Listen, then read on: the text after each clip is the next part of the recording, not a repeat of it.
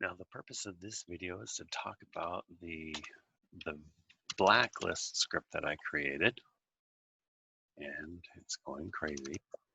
So, blacklist script I help with fail to ban options um, and IP table options for blacklisting. Okay, so we have all these options here.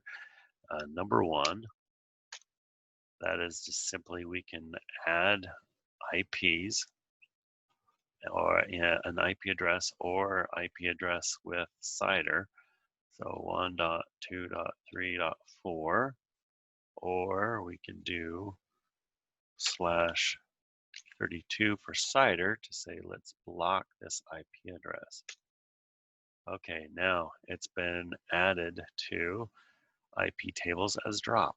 The other thing we could do with that, of course, is let's do 1.2.0, 0.0, and then let's do /16, so it will block anything that starts with 1.2.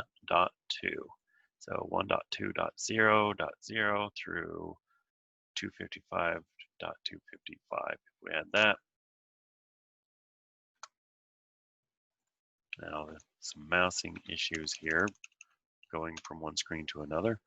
Okay, now we can see here's the line that was added onto the IP tables. Let's go look at save IP tables to file. Well, that's very useful for in combination with this restore. What's going to happen? Let's first look at number 4, which I think would be the right choice here at this point. Now, I'm going to hit number 4, and then it's going to say IP tables persistent is already installed, no action taken.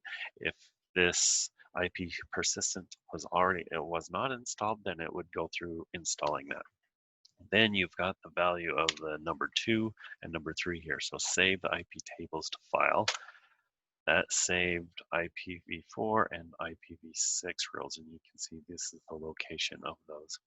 And then if you want, if you reboot your server, then you may want to do a restore. You want those to persist. Okay, so restored. Okay, saved. So it saved those IPv4 and IPv6 rules from these files to the IP tables. Okay, then another item, we've looked at 1, 2, 3, and 4. Let's look at number 5. Now, this is a little bit wild, and it gives you a lot of information. What in the world are we looking at? Let's scroll up to the top here. These are all of the jails that we have in fail to ban. Okay, so jail, the first jail is free switch. And then here's everything that's going on here. Now, this is just a test system on my personal network on a Raspberry Pi, so there's not much going on here.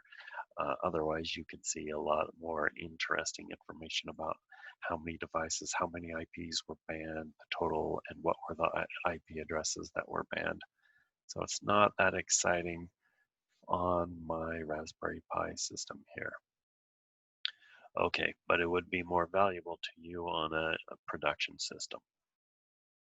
And then, so that is the view all the statuses. And then here we've got number 6, which is, what do we have?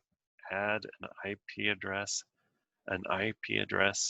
or an IP range to a jail. All right, let's see here. So here are the jails to choose from. This is a work in progress. I should have mentioned that this is an item that's a work in progress. What I'm going to do is allow you to choose one of these, and then you put in your IP address that you want to add to that jail, whichever one of these jails it is. And that'll add it to the fail to ban jail of your choice. And then of course it'd be good for you to add it to multiple jails depending upon the the type of IP address it is, what type of intrusion it is, and what you want, if you want to block them or not. And of course, finally, we've got number 7 is simply to quit. Now, there's nothing to restart. We're not starting fail to ban or anything with this, because we are really pretty much dealing with, well, 1 through 5, we're really only dealing with IP tables and dealing with blocking IP addresses in the IP tables. Again, you can block IP addresses. You can and you can install persistent, so when you reboot, you don't start over with your IP blocking. And so installing number 4, that goes in hand with numbers 2 and 3. Save it to file, so it's in a file, and then you can do a restore